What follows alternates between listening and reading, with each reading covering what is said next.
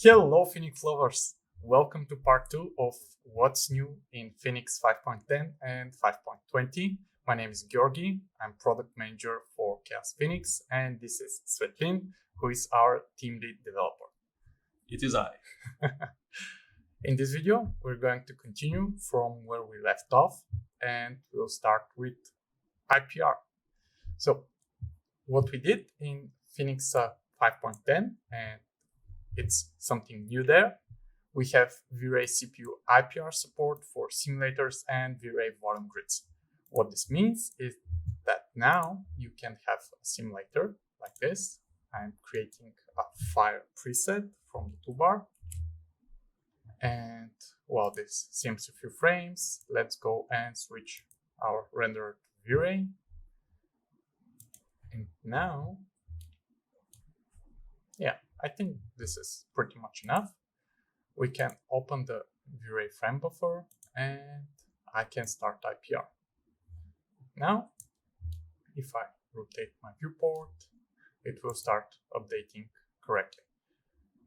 What I can do now is, because when I do a change, you can see that it blinks in black for a while. This is due to the GI being calculated. And if you don't need GI, especially in fire cases like this, and if you just want to dial down your shader, you can disable the GI. And now, if I start the IPR, it's a lot more interactive and updates a lot faster. And what we can do in IPR is we can go under the rendering, the volumetric options, wait them a bit to pop up. Then we can change the color to something like blue or something like green. Of course, we can change the curves to adjust the look of our fire, or change the opacity to 0.1, for example. And this is way too low. Yeah. Okay, so let's try 0.5, and we can see these nice details in the fire. Yeah, by the way, this was working for V-Ray GPU until now. It was none of the Phoenix simulators or particle shaders or the volume grid were showing in V-Ray CPU. Actually, the particle shader was showing. Only the simulator and the volume grid were not rendering in CPU IPR, only in Max. Oh yeah, and another cool thing that you can do is you can, of course, drag the timeline and it will update to the correct frame. Yeah. And also, it can work as a background. Yes, actually, you can run as in the V-Ray. You can run the V-Ray IPR inside of the viewport directly, and of course, if this box is getting in the way for you, you can go under the preview rollout and you can disable the show box menu and it will hide it like this.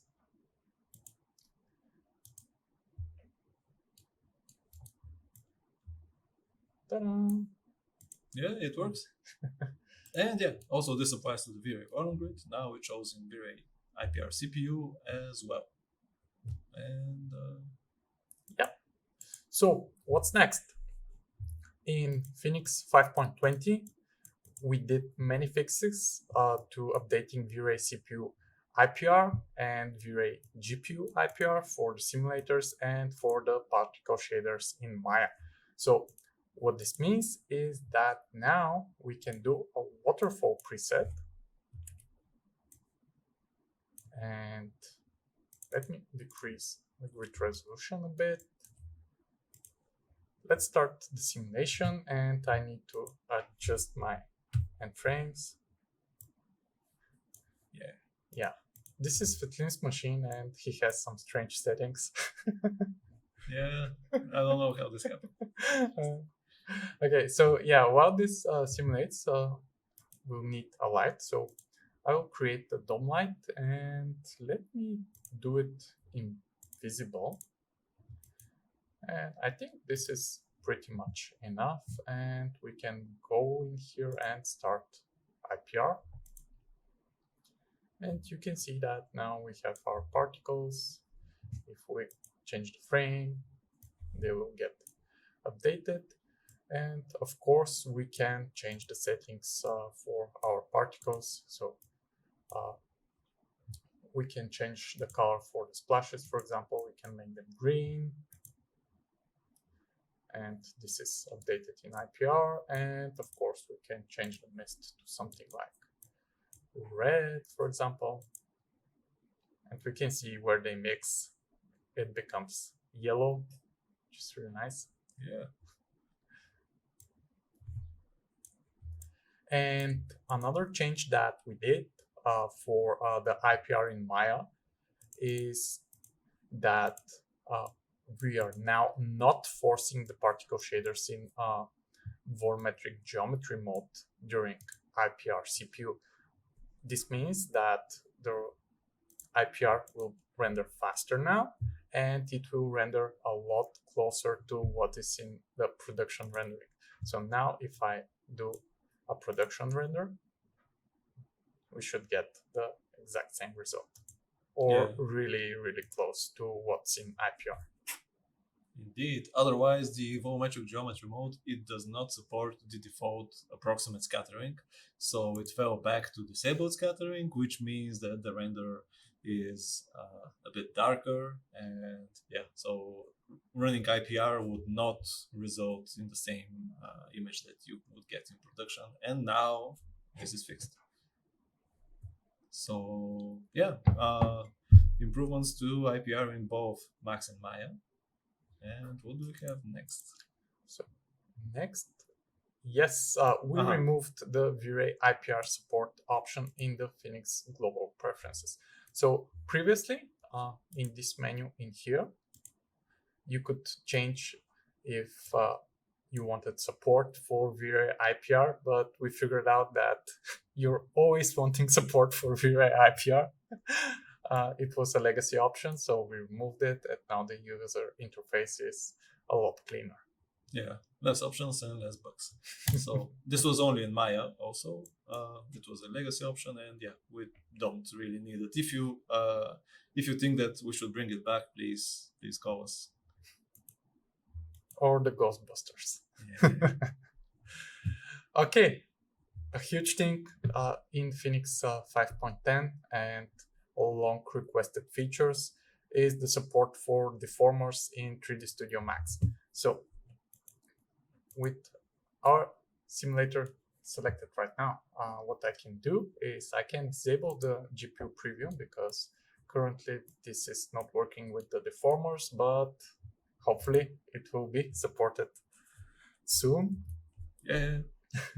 So now we can add modifiers on top of our simulator, and we can do something like this and do it something like this. Actually, let's hide this view because we don't need it. And now if I do a quick render, we can see that we get this nice teardrop of fire. And of course, this is animatable as well. So now we can use the deformers to create really nice effects post simulation. No need; they don't need to be active before you run the simulation. So you could sculpt the result the whether you like it. The supported deformers right now are bend, skew, taper, twist, melt, or stretch.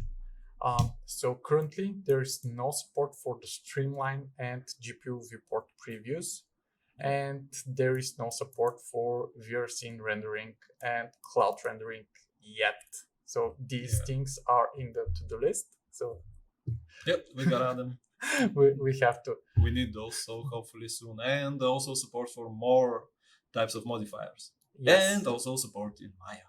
Yes, because some people will ask, FFD modifier is in the to-do list for sure, it will be coming. We Yeah, just we need gotta have it. a bit more time about it.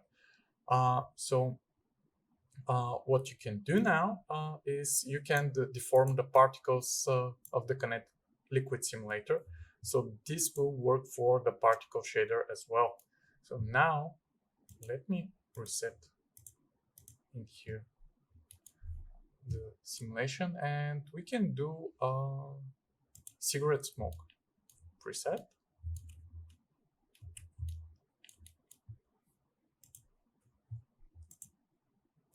I'll decrease the resolution so that it runs faster, and let's see a few frames. And while this simulates, what we can do is let's create a sun, because we'll need a light.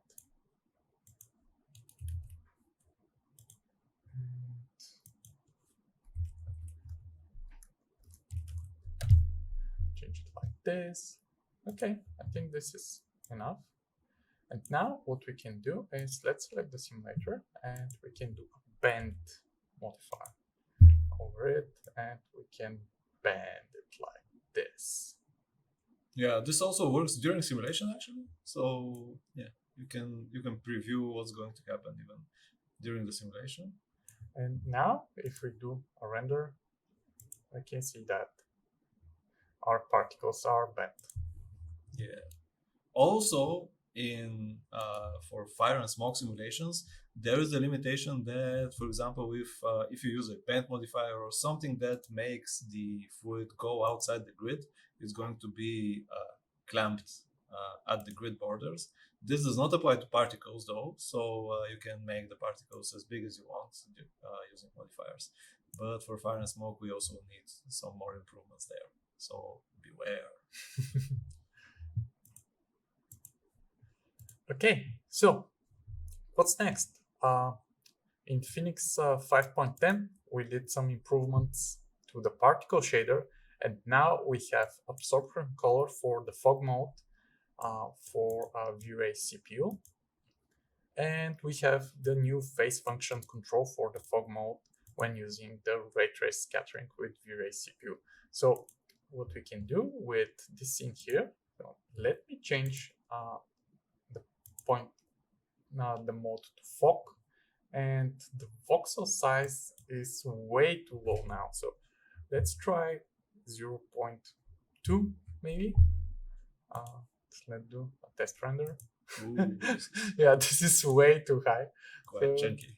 So yeah, let's try 0.1. We want more. Yeah. 0.5. Okay. Yeah, starting to look like. So both of these options, they were available for the fire and smoke shader, the volumetric shader, but they were not available for the particle shader. So in Phoenix 5.10, they appeared right there in the fog rollout. Yes. So now you can find these new parameters in here. So, and now a cool thing is that you can hover over an option, and it will show a tooltip of what each option does. And in here, the absorption color, what it does is it controls the color of the volumetric shadows and the tint for the objects seen through the volume.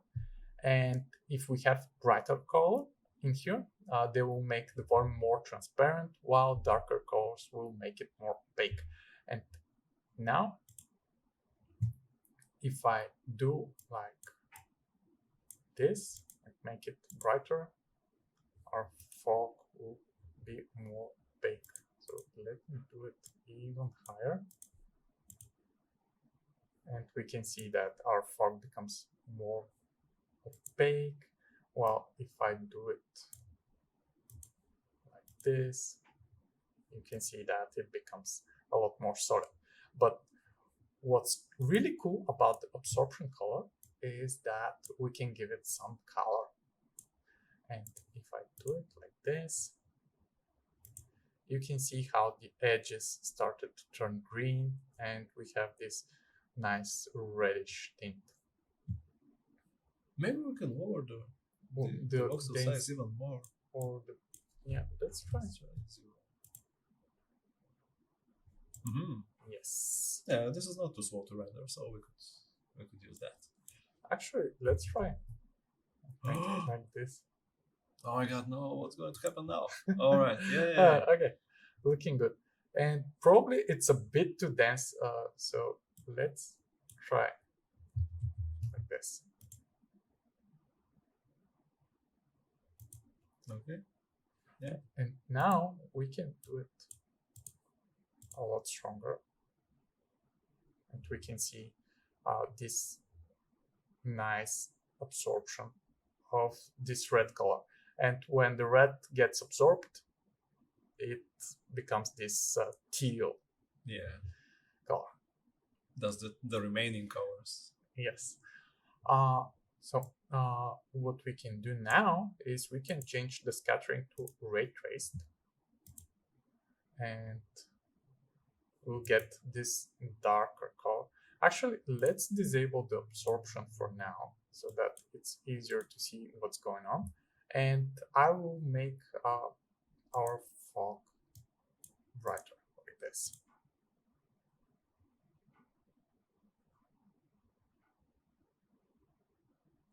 Now, when switching to ray traced, you'll notice that our render became a bit slower, but it's a bit more accurate. It's really grainy due to the volume white cache. So if I disable the volume white cache, it should be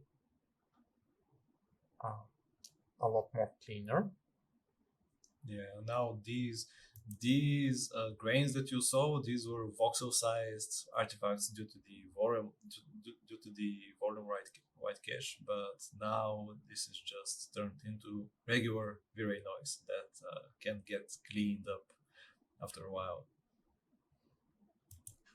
So what's the phase function?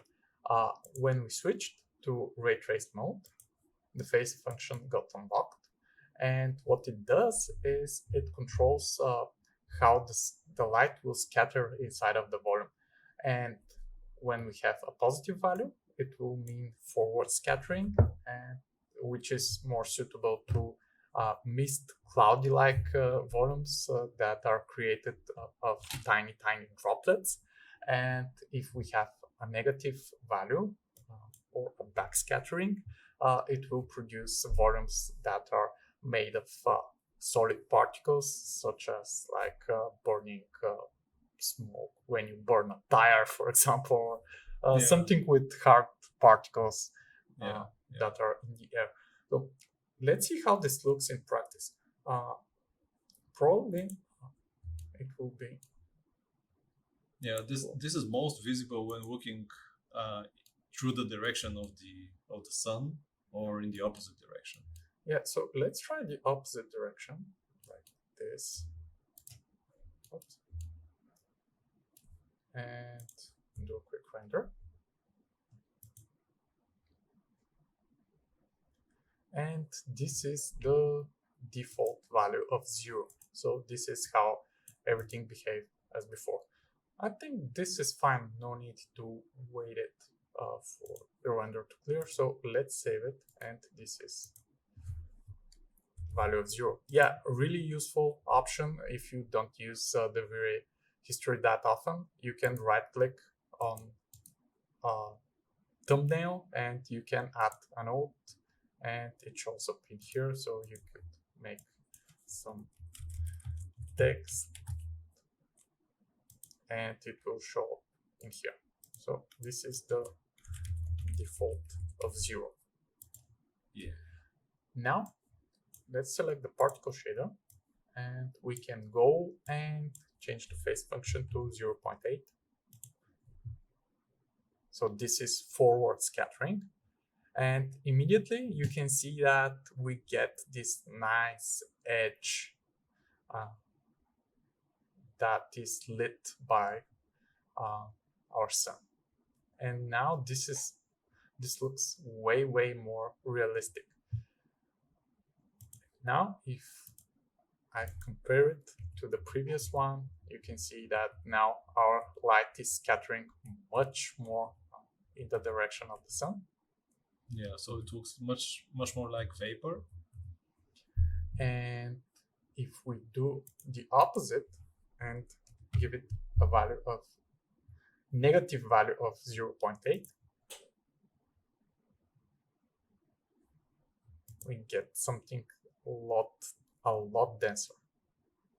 Yeah, and you can see that there is a lot less detail in the shadowed areas. So yeah, white just doesn't go there at all. So they are just eliminated by the GI. And now if we compare them, so this is backscattering and this is the default render. So back default and back forward scattering. You can see that these are totally three different looks, and they can work for many different setups depending on what you're trying to achieve.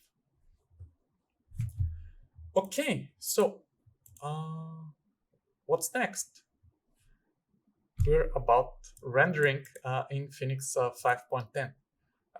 In Maya, we changed the default value of the scatter depth option to 0. And this means that our rays will scatter infinite number of times, and this way equalizes with 3D Studio Max. Let me do, since we're talking about phase function and cloudy things, let's do a cloudy setup in Maya. So I will create a large scale smoke preset, and let's decrease the resolution a bit so that it seems faster. And of course, we need to change the setting here. Yeah, let's bring out the enormous timeline. So yeah, this option, it is available only in Maya. So it's not visible in the user interface in 3ds Max.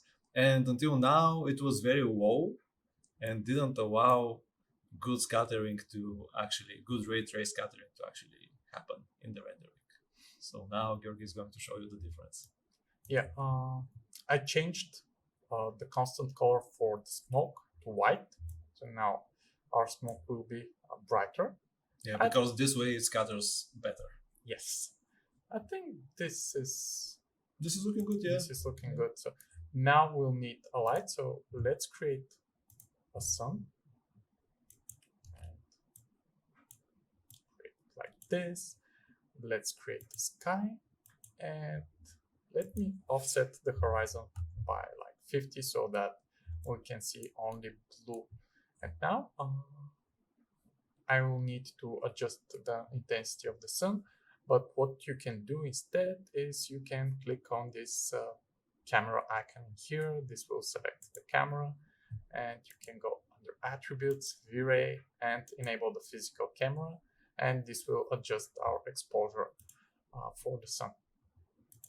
And by default, we get something like this. So now what we need to do is select our simulator, and what we can do is go under scattering, and let's enable the ray traced GI only, and this will make... Yeah, you can see that now it's much more ray traced than before. Yes. And yeah, now the white color makes it really bright. And this is where the scatter depth parameter really affects it. Yes, and now if we do a scatter depth of 2, for example,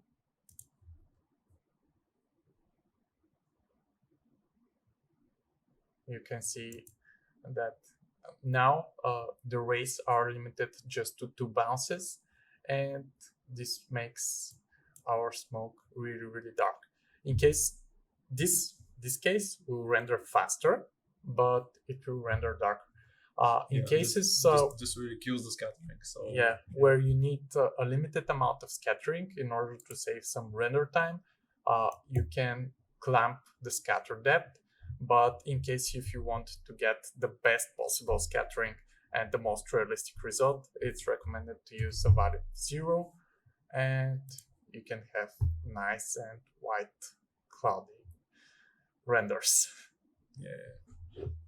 And again, in the ray trace mode, this is the mode where you could also use the phase function to get a more cloudy look, or to get a more burning smoke kind of look.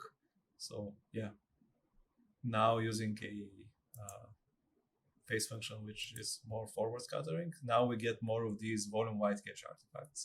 So if we turn it off, we can go back to noise, and now you can see that it looks much more wet. So it really looks like a vapor volume. And yeah, you cannot get this kind of look if the scatter depth is too low. So yeah, if we set it to something like, for example, 10, maybe let's see how this is going to look. So 10 maybe works. Yeah, in this case, then you can see that some stuff is starting to appear. So here, something going here on. it's a bit darker in the base, where it's a bit more solid, but yeah. If we reduce it even more to, for example, like 5, then it's going to start losing this look, and it's not going to get enough bounces. Yeah. So you can see that the entire base started turning into what we had initially when the scatter depth was disabled. So yeah, now by default this option is 0, so it looks nicest by default. But again, if you want to gain some speed, you could manually adjust it and set some lower value. But 0 means infinite, so 0 is the nicest looking and the slowest. Yes, indeed. Yeah. Okay, so what's next? Yes, we have a new volume motion blur option, which allows you to choose between ray traced and grid-based methods. And the grid-based method creates more visible streaks for fast-moving fluids. So this is mostly visible when you have like really fast fluids, something like an explosion, for example.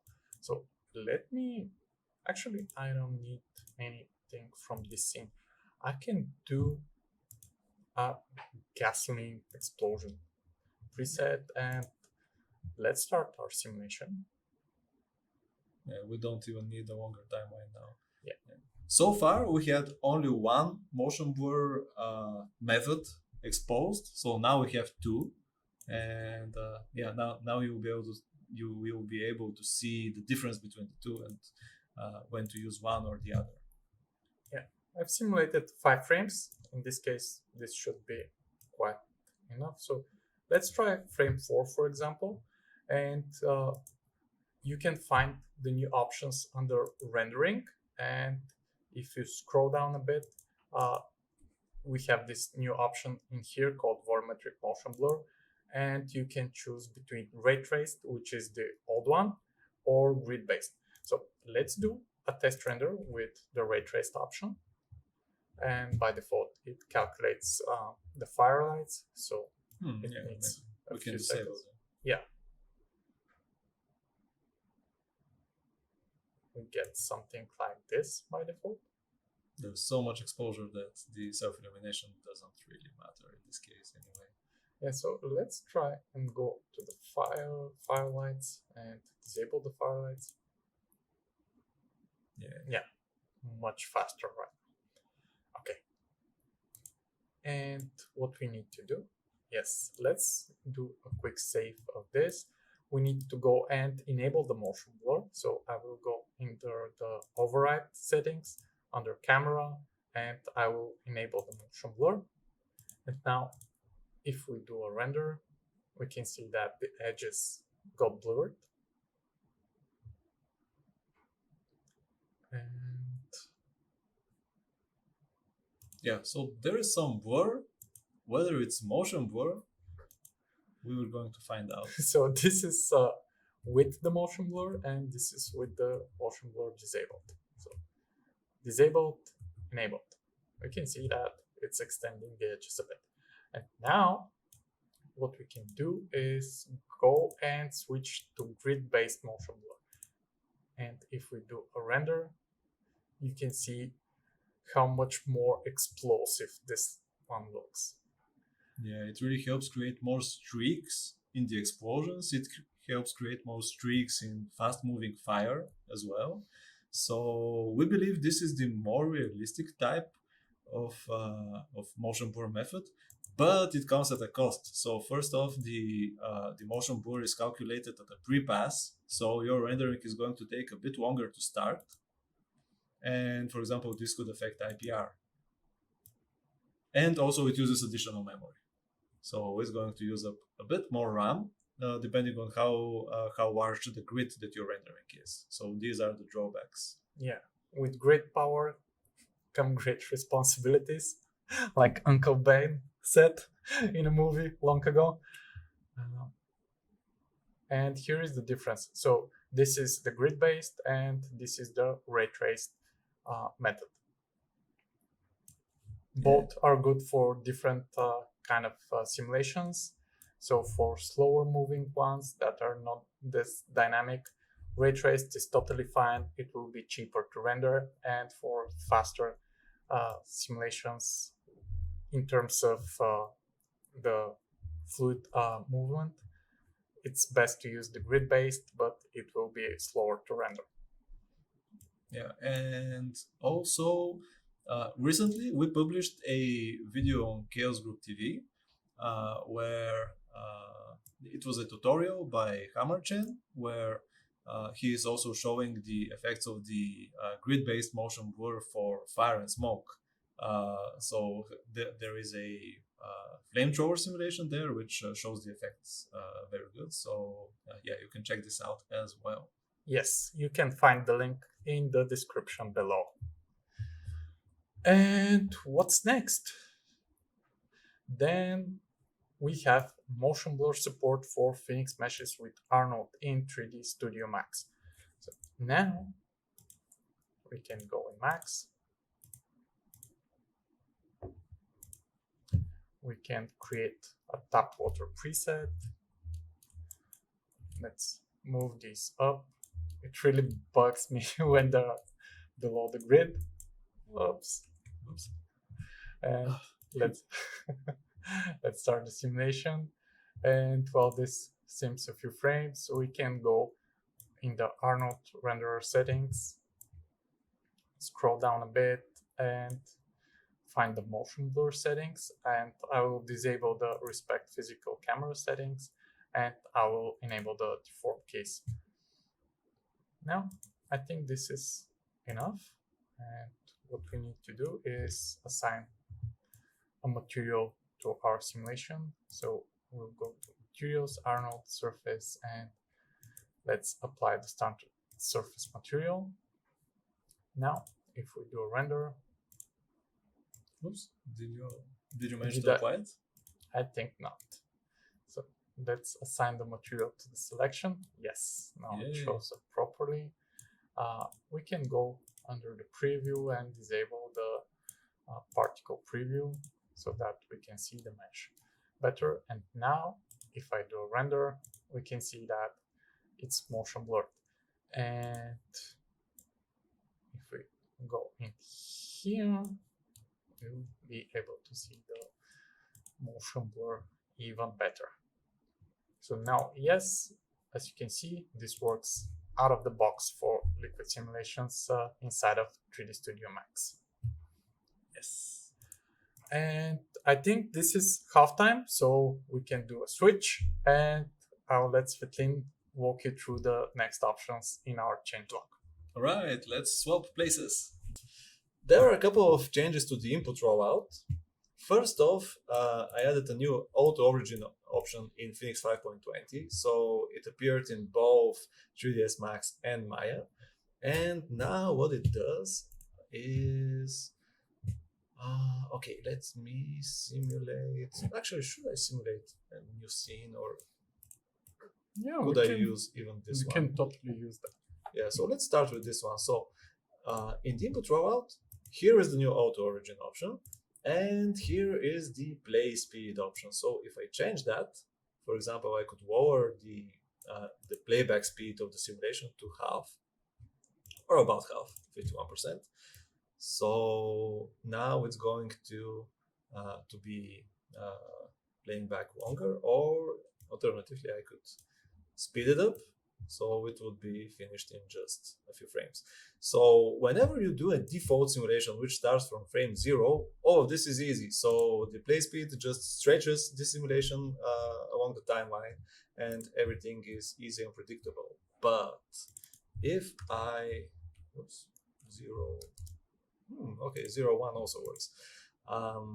If I set the start frame of the timeline, for example, 10, simulate again,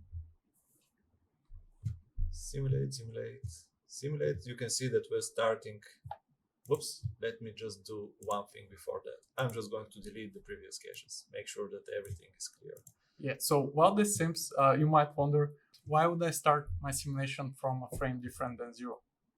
There are many reasons for that, but usually in studio settings, and I mean studio like VFX Studio or RV Studio, where you do simulation for a client, the simulations are started from frame 1000.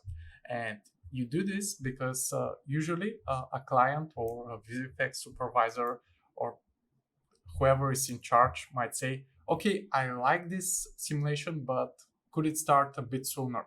And if you want to start the simulation sooner and it starts from frame 0, it's a bit difficult. You have to use negative frames, and for some things this might produce issues. It shouldn't for Phoenix. Phoenix should be able to work correctly with negative frames, but some people don't like using negative frames. So yeah, you might want to start a simulation from a frame different than 0. Like in this case, we start from frame 10. Yeah, and in this case, if you want to change the play speed, and if you don't use auto origin, so let me show you. I'm going to bring those timeline origin and cache origin settings to default. The default was 0. So now, if I change the play speed, it's going to, so let me lower it, it's going to actually stretch the sequence starting from frame 0. So now it's going to basically change the starting frame to about 1920. And you don't want that. So if you use auto origin, it's going to automatically set the timeline origin and cache origin to the starting frame of the cache sequence. So this way, changing the play speed is going to keep the starting frame at the same position that it was originally. And again, if you want to move the actual cache sequence back and forth on the timeline, you can change the timeline origin or the cache origin manually by disabling auto origin. So yeah, if I move it like this, yeah, this means that basically I'm placing cache number 10 over timeline frame number 20, and then the play speed kicks in relation to those two frames. Actually, if you use this help button right here, it's going to lead us to the help page for the input rollout, and you can see this graphics right here explaining a bit more visually how changing the timeline origin, the cache origin, the play speed, and even how looping the simulation actually works underneath, and what you need to know about it. But yeah, when you want to change the play speed, now the auto origin option, which is on by default for new scenes that you create, is going to make it much easier, so you don't have to bother about changing the timeline origin or the cache origin to anything specific. Again, this option is available in both 3ds Max and Maya. And yeah, that's, I think, pretty much everything that we know about it. It also helps when you're doing resimulation, and if you have changed the starting frame of the simulation, now it's making it easier so that you don't have to adjust the timeline origin or the cache origin in order to make the resimulation work correctly. So yeah, now it should be easy and out of the box. So next, one small thing that I did to the grid channel smoothing option, which is right here. So this section of the input rollout is that I just changed all of these 3 defaults to zeros. So this means that basically you get, let me show you just a quick large smoke preset.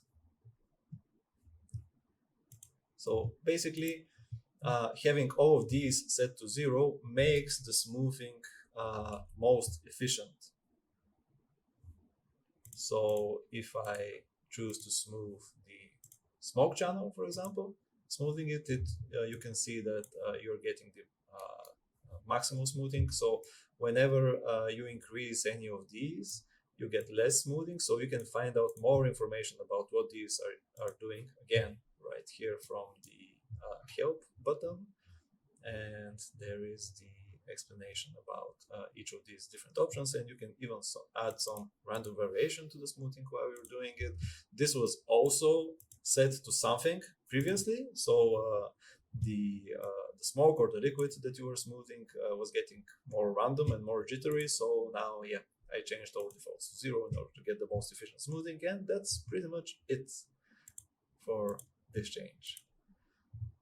Ocean meshing. So I'm going to create a brand new scene in order to explain those next changes that we did. So in 5.10, I did several changes to the way that ocean meshing works in order to make blending between the simulator and the surrounding ocean better. So first off, made the borders of the cap mesh look exactly like the borders of the container in ocean mesh mode. So let me start a brand new scene in order to show you that. So first off, I'm going to create a liquid simulator like this, maximize it. I'm going to enable some initial fill up, start the simulation, make sure that everything is working. So now we have an initial fill up with fill up for ocean. Then I'm going to add a wave force. Now I'm going to make the simulation include some simulated waves. So, okay, let me start it by default. You can see that something is going on. In order to see better, I could enable the mesh preview, but in order to tweak the settings of the wave force, I might actually do something else. So I'm going to go into the rendering rollout, enable the cap mesh preview, for example, the cap mesh render mode. I'm going to enable pure ocean. I will also disable the particle preview because these particles are getting in the way a little. And then I'm going to enable displacement and just preview the ocean texture settings. I'm going to pick the same ocean texture that I used for the wave force. So here is the default ocean texture. So you can see that it does those ocean things by default. And then let me modify the texture a bit. So using the pure ocean mode, I can preview the settings in the viewport while I'm changing the ocean texture. So first off, I'm going to increase those two to 1 in order to direct the waves in just one direction. So maybe I would increase the sharpness or decrease it. It doesn't really matter for our setup. Also, I'm going to decrease the wind speed a bit, make the waves taller, and even taller. Alright, so maybe that's a bit too tall. Okay, and also change the level of detail a bit. So you can see that the less level of detail, the smoother the waves. So here is how it's going to look with the least level of detail. I'm going to add a bit more detail, but I don't want all of that detail passed to the wave force because it wouldn't really matter. It would just create more noise for the simulation. So let's try these settings. Just a thing that maybe did you use the same ocean texture for the waveforce? I think you made the new one. No, it's the same one. Is it? I picked the existing one. Okay, okay. Yeah. Okay, so now this waveforce is driven by this texture, and you can see that it also allows the fluid to do some of its fluid things, because here the fluid freedom option is set to 0.95, so it's quite high, and it drives the simulator with the ocean texture used by the waveforce, and it also allows the liquid to spill around and do some interesting things. So I'm going to increase the scene scale a bit, or actually a lot, in order to make the simulation replicate the stuff that the waveforce tries to do. So yeah, here you can see that it's starting to get much more powerful. So I could zero the liquid freedom option, and also I'm going to disable the displacement. Alright, so otherwise it was adding both the effect of the waveforce, and on top of it was adding a displacement with the same texture once more, so the waves were becoming twice taller than they actually needed to be. So okay, and in this setup I think that I'm finally ready to show you the first thing. So made the borders of the cap mesh look exactly like the borders of the ocean mesh. So now you can see that when I switch between cap mesh and ocean mesh, okay, switching again, and the simulator looks exactly the same. So the things that are happening right here at the borders of the container are exactly the same. Previously, before Phoenix 5.10, this was not the case. So both modes work differently, and this made it harder if you needed to combine a simulator with a flat ocean, or if you wanted to compose it. And now both modes are equalized. So next, there is a new ocean border fade option, which controls the width of the zone where the simulated ocean transitions into the infinite ocean. So here is the new option. It's the border fade percent right here, and you can see that even in the viewport, when I change it in cap mesh, it doesn't really make much sense. So let me switch to ocean mesh mode and change it again, so you can see that it really smooths out the transition between the simulator and the surrounding ocean. But again, this option makes most sense when I do something more. So I'm going to enable the displacement, because I don't want the infinite ocean to be smooth. I want it to be displaced, and I want it to follow the exact same wave ocean texture that I've used for the simulation. So I'm going to enable it, but again, you can see this effect that inside of the simulator you get twice taller waves, because first you have the simulated waves, and then you also have the displaced waves.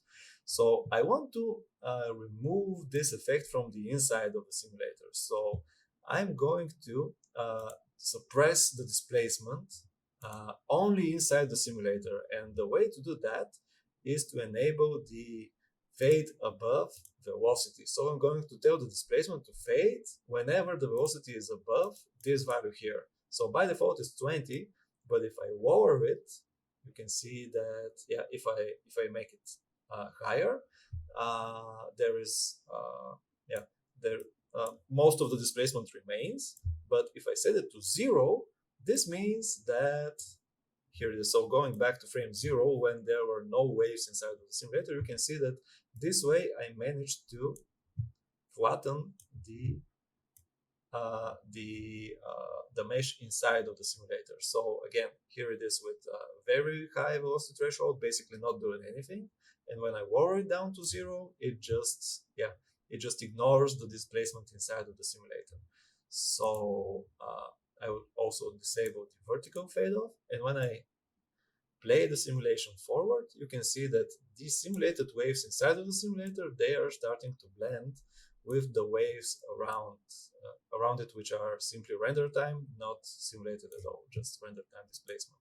So if I want to make those blend even better, I can change the border fade. So you can see that if the border fade is 0, there is a sharp edge between those two. So there is no blending, and it might not be looking that good.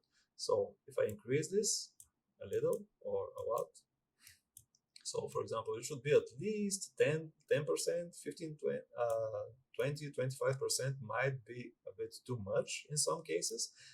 Also, this might look better if you also adjust the level of the rendered ocean. So this can also be changed in order to match the waves a bit better. So if I change it from 50 to 52, in this case, it looks a bit better. And yeah, I can also increase the percent in order to make the transition smoother. So this way you can have simulation inside of the Phoenix container and only render time displacement outside of it.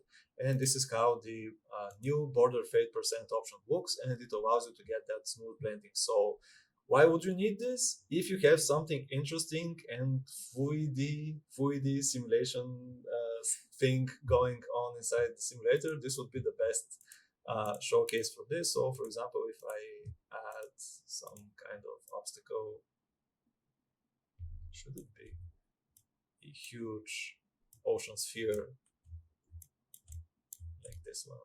Okay, so add it like this, and if I run the simulation right now, this sphere should start acting like an obstacle. So I could even make it display as a box, and the liquid would start colliding with it. And in order for the liquid to be able to do more of its liquid things, I'm going to allow a bit more freedom for the liquid. So for example, like 0.6, and this way the waves would be acting more naturally. But I'm running out of timeline. Phew, did I manage to extend it? Yeah. Okay. And yeah, you can see that the liquid would start splashing against this obstacle. Maybe I could even show the sphere again. More timeline, please. No. Oh, yay, managed to save it. Okay, and yeah, the more freedom I give the liquid, the more it would be able to glide against this obstacle and do some liquid things. So even if I start playing around with the obstacle, you can see that it's starting to do some interesting things, but we ran out of timeline. So let's see what else. Also, the particle shader had this option, flatten at ocean borders, which basically meant that those particles that the particle shader would render. So let me switch back to cap mesh. I'm going to also enable the particle preview in order to show you the particles. So if I hide the mesh, you can see that these are the actual simulated particles that the waveforce drives. And also in the viewport, they are displaced by these displacement settings right here. So if I turn off the displacement, this is how the particles look without displacement and with displacement. And when I want to render out those particles, so for example, these are the liquid particles, but if you have any foam or splashes near the simulator borders, you can see that near the borders, these particles are not matching very well with the mesh, because the ocean, the border fade percent of the ocean does not apply to those particles, and that's the same effect that you're going to get if you render this. So I'm going to use only the liquid particles as an example of this. So I'm going to make the simulator not renderable. In order to skip entirely the rendering of the mesh, I'm just going to render the particle shader. And you'll need the light. I was thinking about just can... looking at the alpha channel, but yeah, we can totally do that. Yeah, maybe it's a bit too pale. So let me increase the radius. Let me increase the alpha of the points. How does this work? Oh, right. So this is way brighter and more opaque. So if I look at the particles from this angle,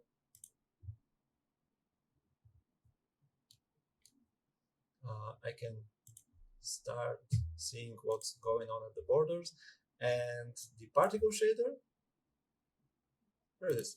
Okay, so it's already selected. When it's connected to a liquid simulator, it's connected by default. It asks you when you pick a particle system which is a part of a simulator. So I renamed the flattened ocean borders to use ocean border fade. So here is this option, and this means that it's going to change the level of the particles depending on the new border fade. Here it is, border fade percent option of the simulator. So it's going to make those particles follow the same suppression of the ocean level that happens near the borders of the simulator. So yeah, when you're rendering foam and splashes inside of the simulator, and if those particles get anywhere near the simulation, the borders of the simulator, you can use this option in order to make them follow the ocean surface, the ocean mesh, much closer and correctly. All right, so there is also a new option to control the smoothing of the mesh normal. So again, this option was added in Phoenix 5.10. It affects both 3ds Max and Maya, and it changes the default. So I'm going to hide the particle preview for now. It changes the default way that the ocean was getting smoothed before. So if I also switch to ocean mesh, I'm also going to have to enable renderable, and I'm also going to hide the particle shader. So let me add maybe a dome white. Let me render the ocean as it is right now. Come on. It needs a few moments to calculate the geometry of the ocean. Yeah. And yeah, let's switch to RGB. Yeah, let's disable the alpha mode. Okay, so this is how it looks like. So with the dome white, it doesn't really, it really hides some of the details. So let me try Iris instead. Otherwise, with the dome white that is shining from all directions, the waves are not looking that detailed, and especially since we don't have a liquid material. Okay, so calculating the ocean right now is going to create a high poly, high detailed ocean in the viewport. Okay. Yes, so yeah, much you better. can see that there's a lot more detail in this. Whether it's pretty, it's actually not, because we're using a simulator which is very, very low res. So let me just check it. It's even below 1 million voxels. So this is very low resolution. And you can see that the ocean mesh here is quite edgy, quite jagged. So I'm going to enable some mesh smoothing on it. So we could even see this in the viewport. So if I raise the smoothing to something like 20, we're going to get actually, are we going to get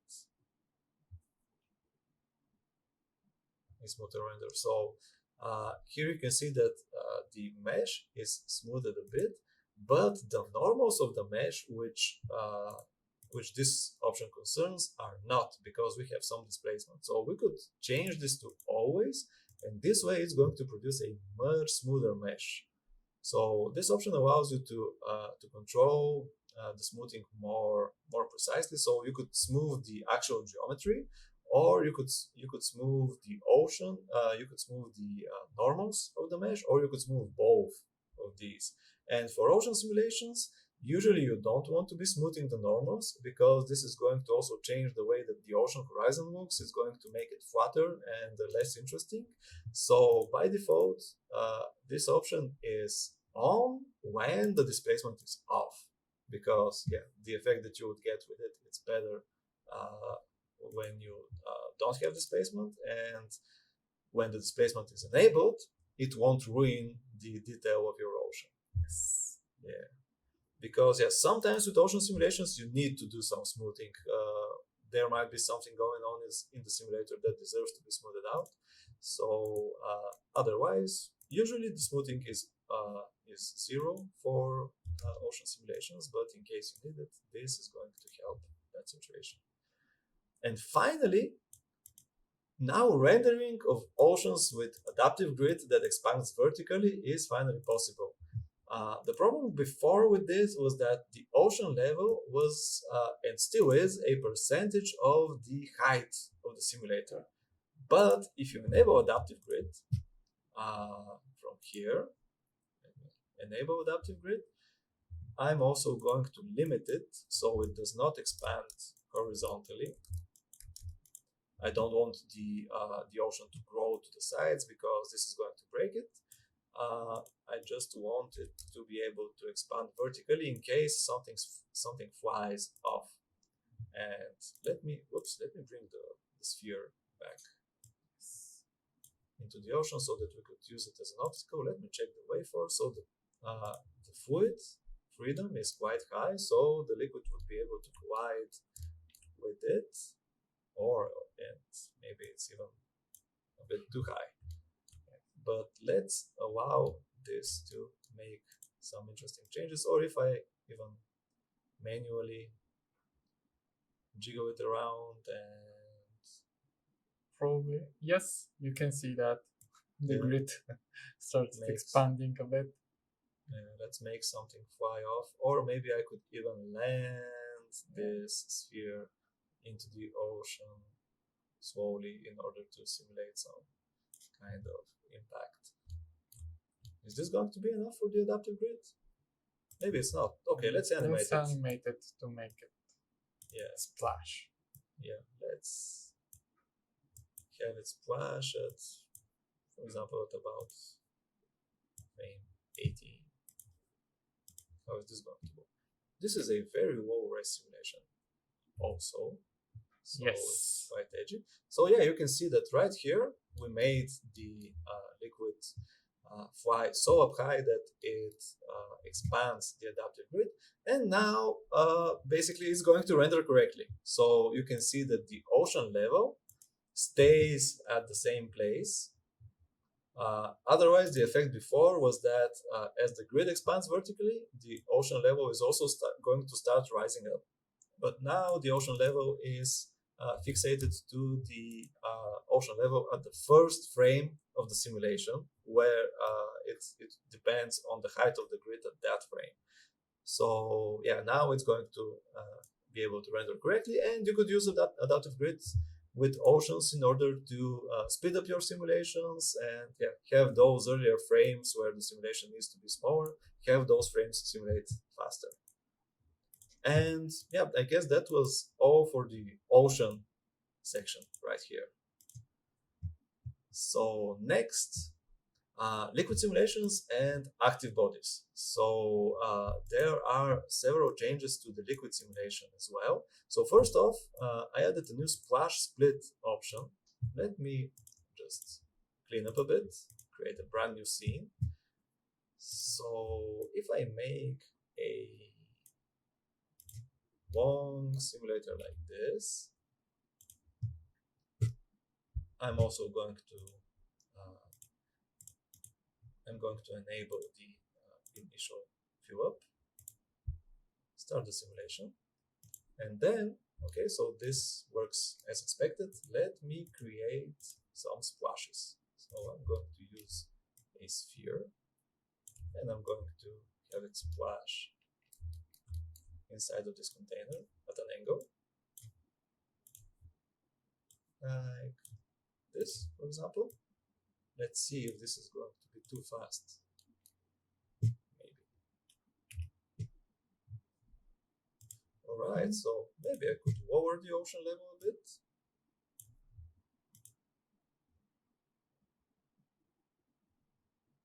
Okay, maybe I could move the sphere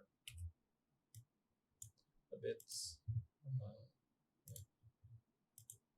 little back, and also I'm going to increase the scene scale so that it will behave as if it's about 16 meters tall. Let's see how this works. So this way, the splashes that we create in the liquid are going to hang around a bit longer. So maybe that's a bit too much. Let's see what if I just lower it a little. Let's make it a proper sphere hitting initially filled simulator. Yeah. Okay, so now if I enable the splash simulation, it's going to ask me about creating a particle shader for the splashes. I don't think that we're going to render this right now, but let's see what fate is going to bring us. So now you can see that we have some colorful things appearing right here. So what are they? First off, we could, if you don't know how to figure out what's going on, you could turn off the particle preview of splashes and see that those yellow particles that appear are not splashes. So what are they? They are the mist particles. So we have a lot of mist particles created. They are good because they are helping you create those trails of mist behind the flying splash particles. But in order to help the simulation time, because you can see that we have 8,000 splashes but 41,000 mist particles, I'm just going to disable the mist simulation by zeroing this multiplier splash to mist. I'm going to make it 0. So we are going to simulate only the splash particles that are getting created by the liquid. Alright, so this new option that I added, again going back to the combined changelog splash split, it allows you to control how fast the flying splash particles, here is the new option, here in the splash rollout under the dynamics, by default it's 0.1, so it allows you to control how fast a flying splash particle breaks down into smaller splash particles or even into mist particles. So if I zero it, you can see that right now we have about a maximum of about 22,000 splash particles. So if I disable splitting of the splashes entirely, we should be getting less splash particles. So you could see that, yeah, they are visibly much less than before. So we had maximum of 22,000. Now we have about 3,000 something. So, and otherwise, and also we could render this. Let's render it. Should I use a DOM white? Let's try DOM white is totally fine. I also forgot what settings did I use for the simulator. Probably it's going to be just a box. Yes, you need to create the DOM white first. Yeah, let me really create it, not just switch the render to V-Ray. Alright, this time for real. Yes. Okay, maybe it's a bit too strong. Let me lower the multiplier to something like this. Okay, and also you can see that since the grid resolution is quite high, so you could see those marks on the side of the simulator, they are representing how big a voxel in the grid is. Those splash particles are also quite chunky. So one thing is that when you enable, so the one way to get smaller splash particles is to increase the grid resolution, but also when you allow the splash particles to split into smaller ones, let me run the simulation once again.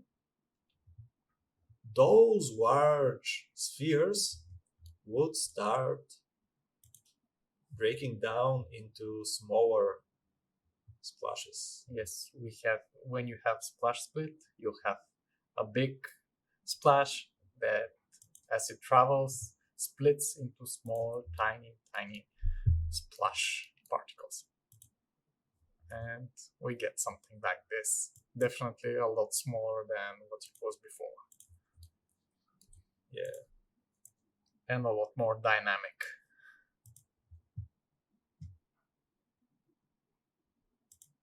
Yep, so let's just start the rendering. So here's how it looks.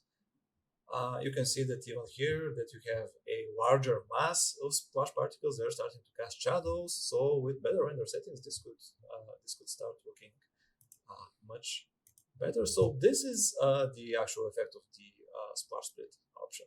And next, I also modified the effect of the initial velocity multiplier. So when a splash particle splits into smaller ones, this option was not applied previously, and since Phoenix 5.20, now it starts getting applied.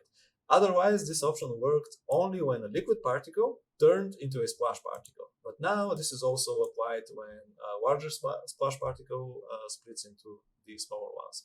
So I'm just going to show you roughly the effect of the option in general. By default is 0.95.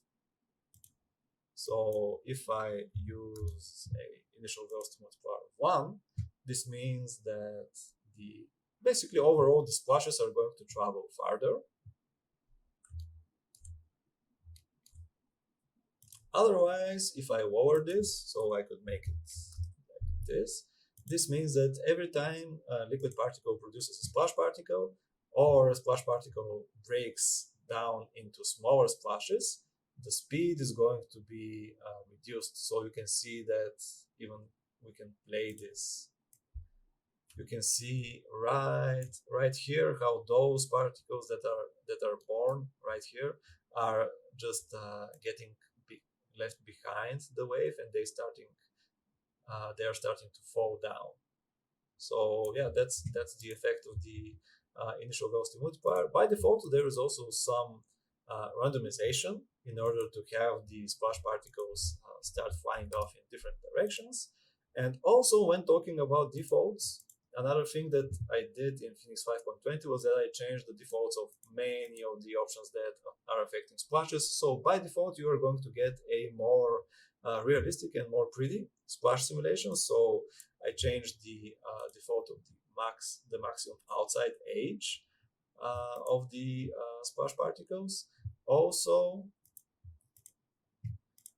the splash amount. So now by default it's quite high. Otherwise, if you reduce the splash amount, you are going to get much less splashes born by the liquid particles. Again, if you have high splash split value, those particles are going to become more numerous over time.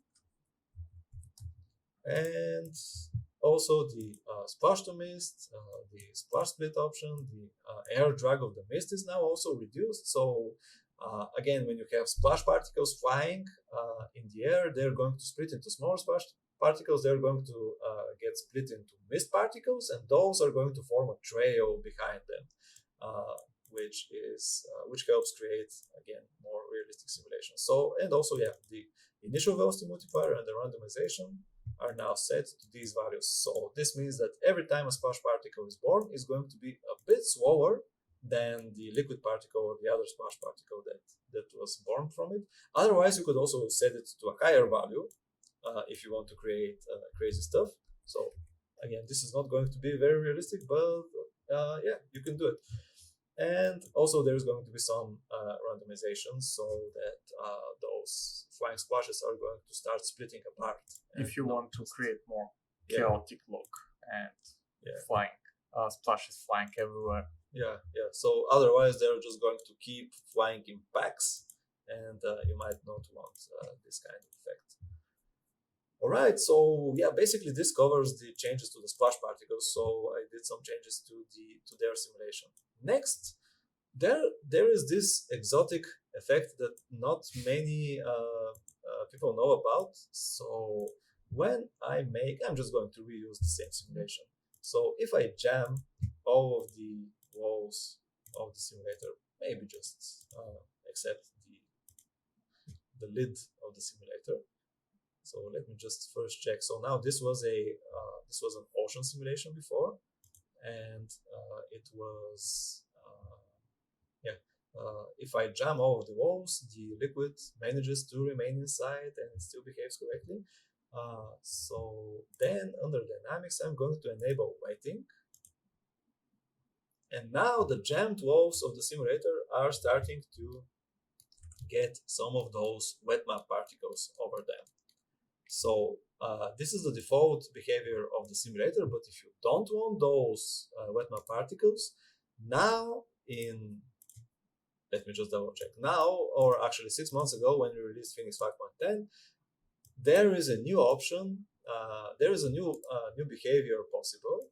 Actually, the weighting of the simulator affects whether you are going to get those wet map particles over the jammed simulator walls or not. So if you don't want them, you could just disable wetting right here. Otherwise, you could enable it. You can see that these particles appear. Now, if I disable it again, what's going to happen? They are going to remain here. Okay, so that's pretty much it for this option. Next, we also added some aerodynamic drag, which prevents very wide active bodies from flying off into outer space. So this was an effect that we observed from time to time in different scenes. So now let me make this. You can disable the animation, for example. Yeah, let's delete that keyframe. Delete and delete the other one. So not that it really does anything, but also I might reduce the scene scale. So now we have a simulator that is 1.5 meters tall. This is kind of okay. So this is going to be kind of like a regular sized basketball falling into a puddle. Yeah, but it's not going to start falling unless we make it an active body. So I'm going to create an active body solver, pick the ball, then pick the active body solver from the simulator, because you could have several different active body solvers with different settings. So now I'm going to choose which one this liquid simulator is going to use. And now if I start the simulation, something is going to happen. Okay, so yeah, this ball is starting to fall down and it drops to the bottom of the simulator, and basically that's it. So in order to show you what this option does, I need to make the active body very wide. Yeah, because right now it's not. So one thing that I could do is I could pick this one and start changing its options, but beware that this is the cloning of the original geometry. So changing any options on that are not going to be remembered, and it's just going to be overwritten the next time to start the simulation. So I need to select the original right here and not the clone. So I need to select the original, Chaos Phoenix properties, and then I'm going to select a density preset. So currently it uses the water preset. I'm going to make it very wide. So for example, let's use a cork preset. How is this going to look? Yes, better. It bounced. No. Yeah, so now okay, so it doesn't hit the bottom anymore. It managed to float up. So now since the walls of the simulator are jammed, they don't allow the ball to exit it. Again, I can make it even wider, like 50. I'm not going to try 0. I'm not sure if we could. But, and yeah, you can see that the ball is still hanging close to the liquid surface. It's going to start bouncing over it because it's quite wide, but it's not going to fly off into space. It just goes a bit to the right. So since it's very wide, the liquid is going to have a strong effect on it, but again, it's not going to fly off anywhere. So this option works. Again, this is for both Max and mine. I feel that we're out of time, so we're going to continue with a part 3 of the What's New series for Phoenix 5.10 and 5.20. And yeah, thanks for the attention, everyone. Thanks for watching. Thanks all. That was everything for today. Stay tuned for the next part. So if you enjoyed this video, just like it, subscribe to my channel, and let me know in the comments if you want to see something specific or if you want to see more of these. Thanks guys, and see you in the next one. Bye bye.